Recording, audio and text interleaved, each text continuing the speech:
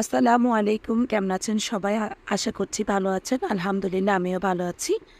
যে যেখান থেকে আমার ভিডিওটি দেখছেন, আজকের এই ভিডিওটি সম্পূর্ণ না টেনে দেখার অনুরোধ রইল।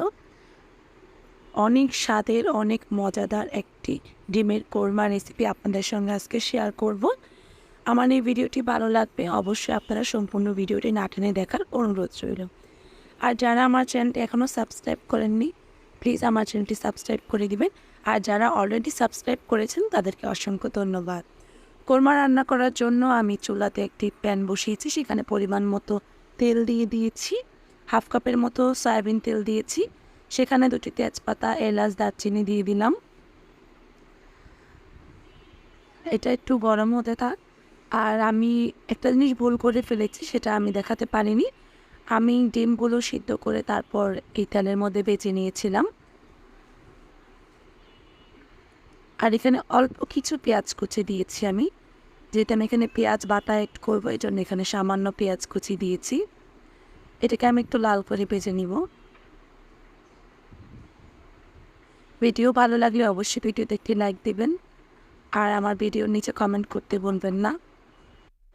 আর পেঁয়াজগুলো লাল করে ভাজা হবে, ভাজতে থাক। আশা করছি আজকের এই ভিডিওটি আপনাদের অনেক উপকারে আসবে। আর এখানে আমি তো হাফ কাপ পেঁয়াজ বাটা দিয়ে দিলাম। আমি আজকে 8টা ডিম রান্না করব, এজন্য হাফ কাপের একটু বেশি পেঁয়াজ বাটা অ্যাড করে দিলাম।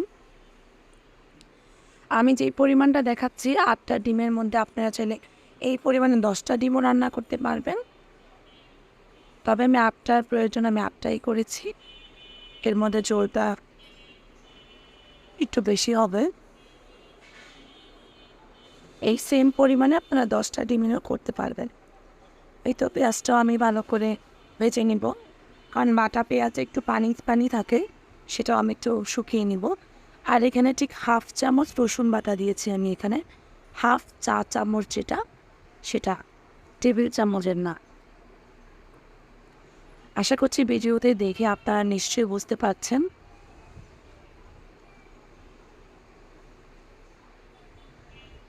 রান্নাটাতে অবশ্যই আপনারা খুব মনোযোগ দিয়ে দেখবেন এবং সম্পূর্ণ কষানোটা ভালো করে কষাইতে হবে, যেন মশলার কাঁচা গন্ধ না থাকে। আমি এখানে আবারও হাফ চামচ আদা বাটা দিয়ে দিলাম। আর এই তো এখানে আমি জয়ফল, জয়িত্রী, শাহজিরা, পোস্তদানা, সাদা গোলমরিচ, কালো গোলমরিচ একসাথে বেটে নিয়েছি। সেখান থেকে 1 চা চামচের একটু কম দিয়ে দিলাম। এখন দিয়ে আমি এটাকে ভালো করে নেড়ে চেড়ে মিশিয়ে নিচ্ছি।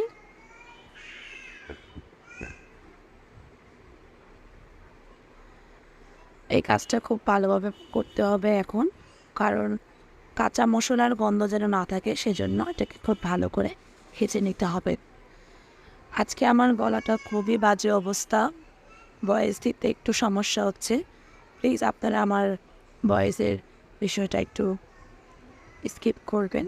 চেষ্টা করেছি সুন্দরভাবে আপনাদেরকে রেসিপিটা প্রেজেন্ট করার জন্য, ভালোভাবে বোঝানোর জন্য।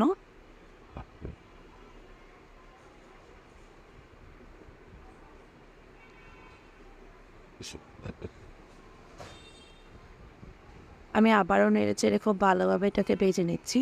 সম্পূর্ণ ভিডিওটা আপনাদের সঙ্গে আমি শেয়ার করছি, যেন বুঝতে পারেন। আমার মশলাটা ভাজা হয়ে গিয়েছে, এখন আমি হাফ কাপ পানি অ্যাড করে দিচ্ছি।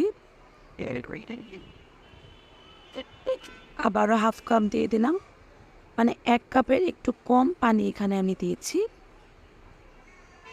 দিয়ে এগুলোকে খুব ভালো করে নেড়ে চেড়ে দিব। এখন অপেক্ষা করছি উপরের তেল বেশি আসা পর্যন্ত।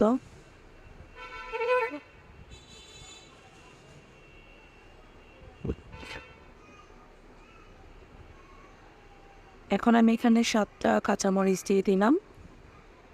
দেখতে পাচ্ছেন উপরে আমার তেল বেশি আসছে। মশলার উপরে তেলটা যখন বেশি আসবে, দেখুন আমি সাদা সাদা করে ভেজেছি, কোনো কালার অ্যাড করিনি। এর মধ্যে আমি ডিমগুলো দিয়ে দিলাম। ডিমগুলো অবশ্যই আপনারা এভাবে সাদা করে ভেজে নেবেন, কোনো কালার বা হলুদ দিয়ে ভাজবেন না।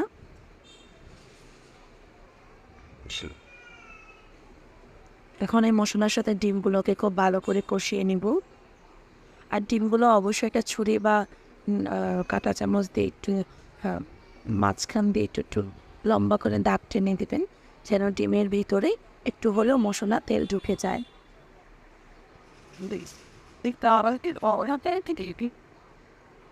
আমি এখানে ভালো করে নেড়ে চেড়ে দিচ্ছি মশলাটা।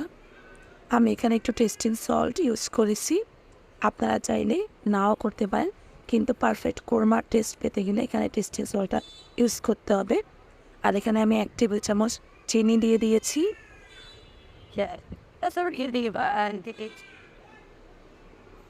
সব কিছু এভাবে দিবেন আর আস্তে আস্তে নেড়ে চেড়ে নেবেন।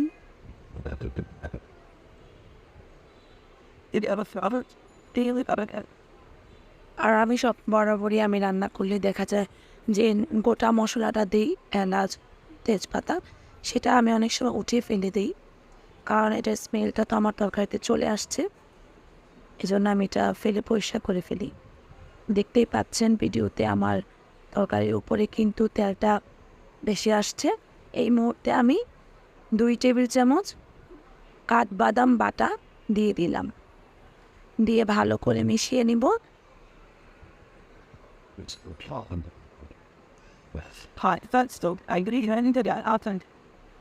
8-10টা ডিমের জন্য 2 টেবিল চামচ কাঠবাদাম বাটাই যথেষ্ট, এর বেশি দিতে হবে না।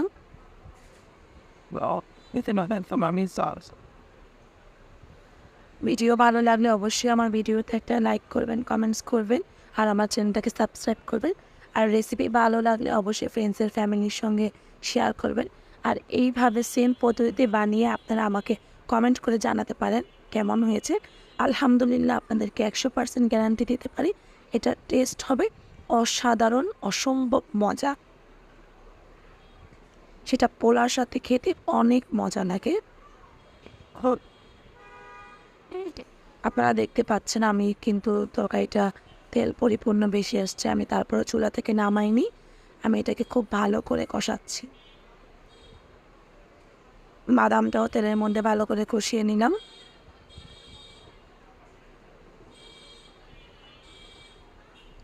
এর মধ্যে আমি এরকম 10-15টা কিশমিশ দিয়ে দিচ্ছি।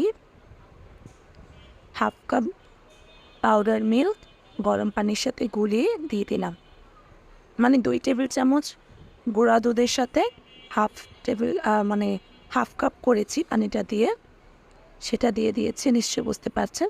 আপনারা চাইলে গরুর দুধ বা যে কোনো লিকুইড মিল্ক এখানে অ্যাড করতে পারেন। আশা করছি আজকের ভিডিওটা আপনাদের ভালো লেগেছে, আপনাদের উপকারে আসছে। আমি চুলাটা এখন বন্ধ করে দিয়েছি, আমি এখন নামিয়ে নিব। তো ভালো থাকবেন সবাই, আজকে এই পর্যন্তই, দেখা হবে অন্য কোনো ভিডিওতে। ভালো থাকবেন, সুস্থ থাকবেন সবাই, আল্লাহ হাফেজ।